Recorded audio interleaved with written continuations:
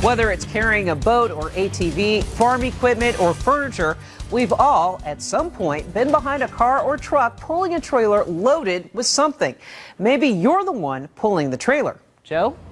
Ursula, after this next report, you may never look at trailers the very same way again. You're about to hear a heartfelt message from a mom, and it may change the way you drive. Here's Boyd Hoopert. We'll go on up here, okay? For many families, Memorial Day weekend is a time for travel. Okay. But this is one trip no wife and mother should ever have to make. Oh, there's Daddy and Izzy. Yeah. 3 years after the funerals, State Trooper Kelly McGraw still struggles with what he saw. Yeah. Jeremy Cox had taken his 2 children, Izzy and Liam, to the library. A beautiful Saturday, Memorial Day weekend. A trailer being towed by a pickup truck approached in the other lane, then broke free. This was tough. Hitched first through the windshield, the trailer tore through the driver's side of Jeremy's Honda CR-V. Jeremy was killed instantly. 11-month-old Liam, seated behind the passenger seat, was untouched, but 3-year-old Izzy died strapped in her car seat, sitting just behind her dad. Christy Cox, wife and mom, would soon get the news. And I just fell to the ground. All the air just left me. My world just shattered. The entire community of Houston felt the loss. Jeremy was Christy's high school sweetheart, a volunteer firefighter, and president of the Friends of the Library. His parents owned the local hardware store, and Izzy owned all their hearts. But the grief only intensified as the cause of the crash emerged. This should never have happened. Trooper McGraw soon discovered the reason the trailer had unhitched from the truck. The trailer had been connected with a hitch pin like this, but the investigation showed the pin was missing this clip. This security image, taken at a salvage yard the morning of the crash, shows not only the missing clip at the end of the pin, but just one of the trailer's required safety chain. Is that a lot of the older trailers only came with one chain. You see this a lot. The guidelines for safety devices in Minnesota is that there should be 2 of them. Jay Sletton inspects vehicles for the Minnesota State Patrol. It only takes one time. He says drivers bear a huge responsibility to make sure hitches can handle a trailer's weight. This is 3,500 pounds. Are equipped with the right size ball. This is 1 7/8 inch, and this is 2 inch. And have properly attached latches and chains. Right in here, those chains cross. So if we were to drop this down, it would sit right in here where these chains cross. Now, we're going to do something you would never do. We are intentionally disabling this latch. With the trailer we purchased for this purpose, on a MnDOT closed course at 50 miles an hour, the trailer comes off the hitch. Oh, there it goes. The trailer flails from side to side, but the chains pull. No one gets hurt. That's why we have safety chains. But on the next run, we won't. Same course, same speed. He's moving. No chains.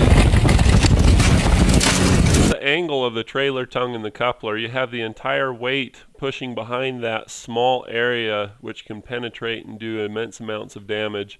I mean, that's just, it's like a knight with a jousting pole. Unhitched trailers do not head straight down the road. And once a trailer detaches, the driver is powerless to stop it. Just think about that tiny little girl. Christy often visits the bedroom she and Jeremy decorated for Izzy. She loved her bedroom. Even the clothes in the hamper remain untouched. Because once I wash them, they won't smell like her. 3 years later, I just can't. If Christy's loss is not reason enough for you to take a second look before heading out on the highway with a trailer, consider one other perspective. This is the booking photo of Amanda Engelhardt, who was driving the pickup pulling the trailer that killed Jeremy and Izzy. Just a split second. It's just one day. Changed my whole life. Changed someone else's whole family.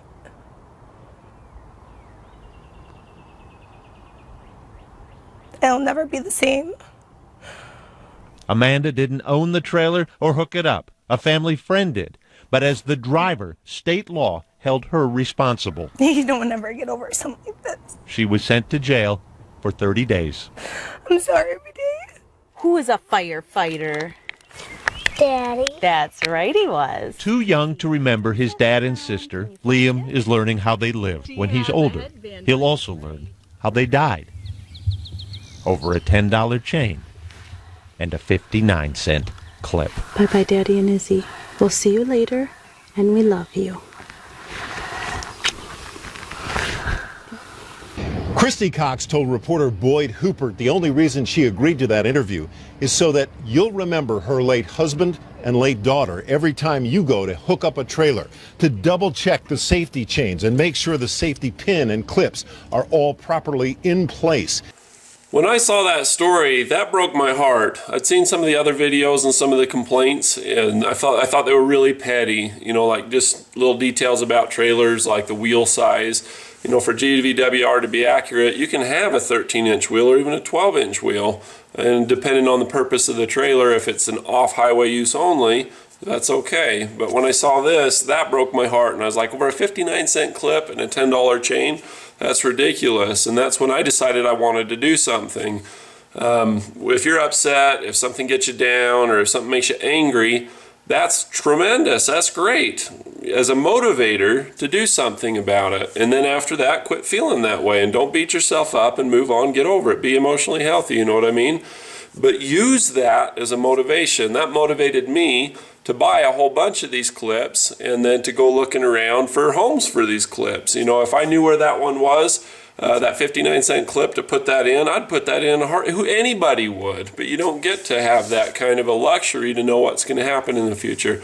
But you can see something that's not safe and you can do something about it. That's what I decided to do. So I made up a list, and the list is things on the trailer that need to be in place, like 2 chains that are crossed so they work effectively. The safety clip, obviously I'm going around putting them on there, so I said if you don't have it, I provided one for you. You're welcome. And I phrased it in a way, nobody likes to be criticized. Criticism in general isn't very helpful, but how do you change somebody's mind? How do you motivate them or remind them or bring it to their awareness that there's a problem? So I've tailored that little flyer in a way that's complimentary. You know, I have a whole bunch of bullets down the side with these listed items: tires, chains, clip, and lighting, and emergency breakaway cable. You know, that whole system, the emergency braking thing to where the battery actuates the electronic brakes on the trailer to get it to stop. So I'd go through and I'd say, you did the following things right, you know, in real big print at the top, and it shows a check mark, and then the following things may need some attention, you know, and I had an X off to the side. So I just go down the bullets, so just either put an X or a check mark and then a little note off to the side. The first 4 trailers that I inspected on the way home from buying these clips and having these printouts, only 3 of them needed a pin out of 4.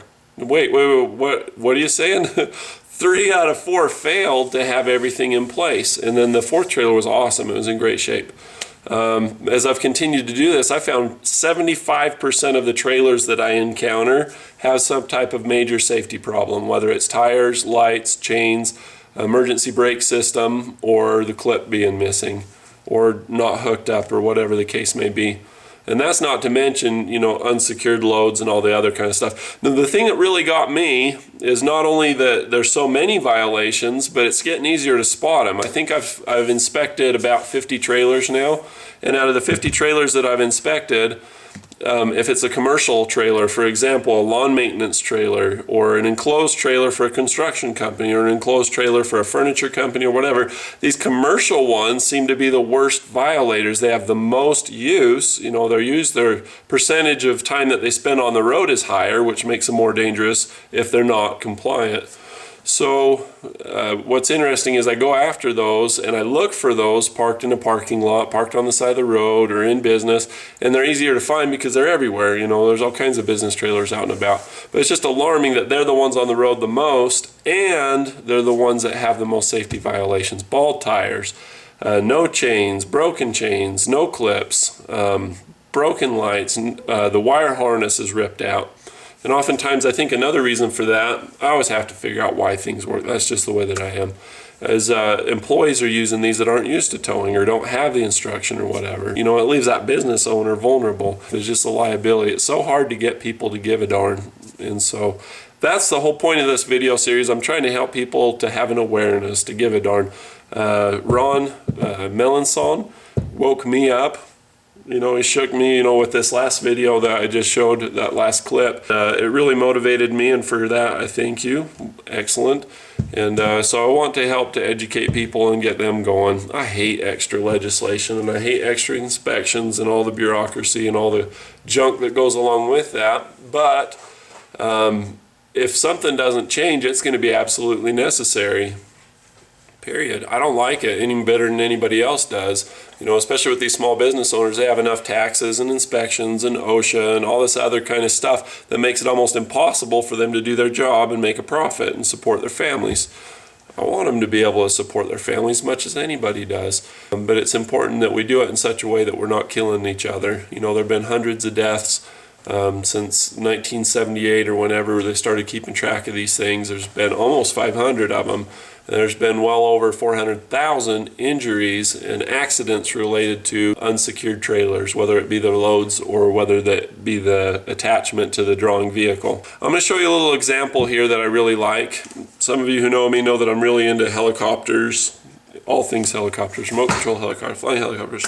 So my bathroom reading is Fatal Traps for Helicopter Pilots by Greg White. You learn all kinds of stuff. I had a helicopter drop out of the sky and I couldn't figure out why, and it just lost lift. I didn't understand all the principles behind it. But reading this book, it's full of all kinds of cool stuff. So I'm going to show you an example that's just an awesome example that applies to this and why safety chains and the backup braking system is important. Let's talk about it. I'm obsessed with why things work, how things fail. That's what makes me a good mechanic. Goes over all kinds of examples about how things fail, why they fail, as far as helicopters, how they work, why they get lift, why they don't get lift, all that kind of stuff. But the example that I like in here, it's from the well-known model produced by Professor James Reason. He says, this is a way of looking at a number of factors represented as flat plates with holes in them. Plates might belong, for example, to each of the following. And this is, of course, related to the ownership and operation of a helicopter. But he says, the chief executive officer, CEO of the company, the operations manager, the accountant, the chief maintainer, the helicopter, the individual parts of the helicopter, the pilot. The holes are created by a myriad of things, from domestic disputes to indigestion, money concerns to a hangover, corrosion to metal fatigue. The plates are lined up side by side and can rotate in any position. If the holes in all the plates happen to line up, an accident usually occurs. You can see clear through from the CEO to the accident on the other side. And basically, when it comes to trailers, you know, this could be the coupler, it could be the chains, it could be a trailer braking mechanism failing, but there's all of these things, these layers. Now, when I studied business, there is the same kind of thing in terms of data backup. You know, you're not going to lose in redundancy, and how important it is to have data backup redundancy in order to not lose it, or even in servers and just not having things go down. On every car you have a braking system that's hydraulic with a master cylinder like this one. And then you also have a mechanical brake system or an emergency brake system that's mechanically operated as opposed to hydraulically operated. So this redundancy really helps. Even just having 2 layers of redundancy helps immensely. So this example of the plates, I just did it out of paper, but this is the one that we're looking at. So if you have 1 layer and you try to drop a pin through, it's not going to happen. If you have only 2 layers of protection and they line up, you know, like thus, and there's just the 2, bam, you get through. you can have as many as 5 layers of protection. They're never all going to line up. You know, the statistical probability of that is just staggering. It's just not going to happen. But if they did, you know, say everybody just did not give a darn and an accident came along, you know, then it can go through. And so your first layer is just your coupler. And, you know, if you just have 1 layer of protection, you know, there's all kinds of accidents, opportunities, things that can happen to cause an accident with the trailer. Then when you take another layer and you put them together, you know, the chances of that happening are much less, but still possible. But if you have a coupler, a safety pin, or a safety clip, and, you know, just adding just that 1 extra layer of protection makes such a big difference. I know this seems silly, but the more you think about it and the more you study that, you know, how many accidents there have been, how many injuries and fatalities, it's pretty reasonable to think that this is going to happen. So here's how you can avoid it. There's another one that's a business type one. It seems like they're the easiest ones to find. You can see that the runaway brake cable is gone. Anyway, we'll hook them up with a pin. As I've been looking at all these different trailers, I've been carrying with me, like I say, these pins, and they only cost me about $2.30 a piece. They're very inexpensive. You see, this guy doesn't even have his trailer lights hooked up. But I go around, I find one that doesn't have a pin, I fill out the form, I put the pin on. I never know if I'm saving a life or not, but I do know that it's safer than it used to be. So here you have safety chains, but they're not connected, and then the runaway brake disconnect, it's also disconnected. So we'll fill that out, and hopefully that makes them think next time. Utah Highway Patrol has finished investigating an accident that injured 6 people on I-15. It's now up to prosecutors what to do about the owner of a boat trailer that came unhitched on the interstate and slammed into 2 cars. ABC4's Don Hudson takes a look at trailer-related accidents and one man's crusade to stop them. 2 cars bashed by a boat and trailer in the middle of I-15. It happened Sunday near Spanish Fork. Sadly, 6 people were injured. Fortunately, no one was killed. However, that isn't always the case when it comes to trailer accidents.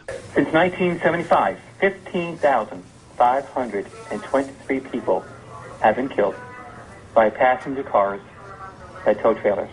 Ron Melisone should know. This is his incredibly in-depth website, dangeroustrailers.org. Over the past 8 years, he has become an expert on trailers and trailer accidents, studying the issues and fighting for and passing legislation in his home state of Virginia. Since 1988, 490,000 people, including the 6 people who were just injured. Melisone says there are 3 major issues that have caused nearly 1 million trailer accidents in the U.S. in the past 13 years. First, he says, people pull trailers without training, and that is literally an accident waiting to happen. Melisone believes 45% of trailers are hooked up incorrectly, including these trailers that don't even have safety chains.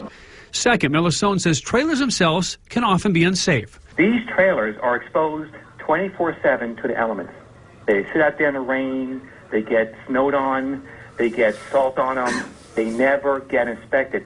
And he says too many drivers think safety chains will prevent a trailer from getting away from them and prevent an accident. I have engineers who have reported to me that the safety chains often snap. He says this YouTube video shows what can happen when those chains break. And just a simple snapping action has enough force to overturn a 4,000-pound pickup truck.